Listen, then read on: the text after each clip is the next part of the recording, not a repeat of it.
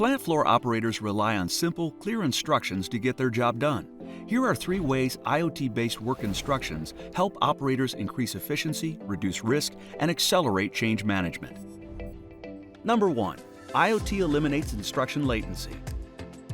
IoT-based work instructions seamlessly connect engineering and operations. As a result, engineering can push changes in real time, ensuring plant floor operators always have access to the most up-to-date information.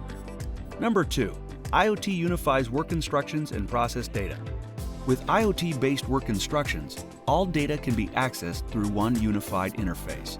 This includes tool information, safety warnings, machine health, process instructions, and more. And operators can input data directly into the same interface, saving time and ensuring data integrity. Number 3. IoT increases workforce flexibility and productivity. IoT-based work instructions provide operators with the detailed information they need to take on new roles, adapt new processes, and support product innovation without having to learn multiple systems.